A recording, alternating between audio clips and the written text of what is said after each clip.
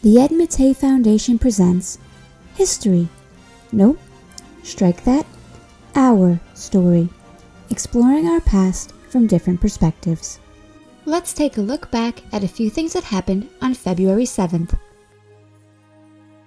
1863. Periodic Table of Elements. From the dawn of time. Wait, feel like that should be more dramatic. From the dawn of time. Yeah, that's better. Okay, well, maybe not that long. But from 26,000 BC, the earliest humans began discovering chemical elements. Carbon and copper were first, if you were wondering. And by the time the 1800s rolled around, there were 56 known elements. And scientists around the world tried to figure out how all the elements related to each other. Enter British chemist John Newlands and his law of octaves.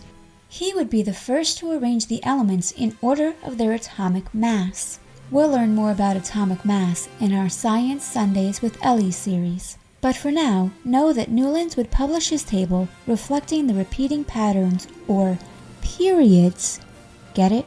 Periodic table? Between atomic masses on February 7th, 1863. You should know, though, that it wasn't long before chemists realized that this table wouldn't really work. And in 1869, Russian chemist Dmitry Mendeleev created his own periodic table, and that's the one that we still use today.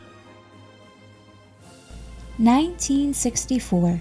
British invasion. Okay, not that kind of invasion. This one was a musical takeover.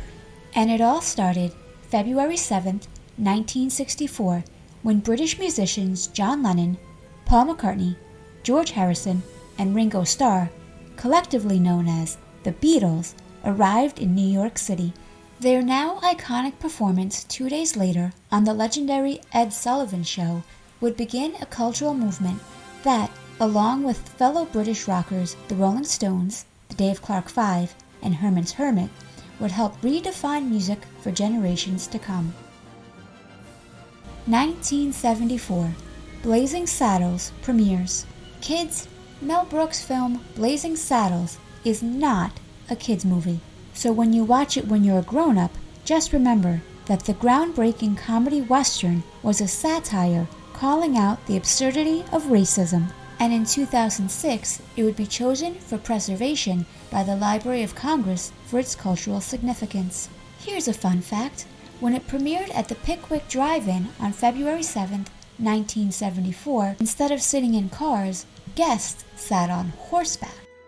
Thanks for listening. Don't forget to join us tomorrow to hear more of our story.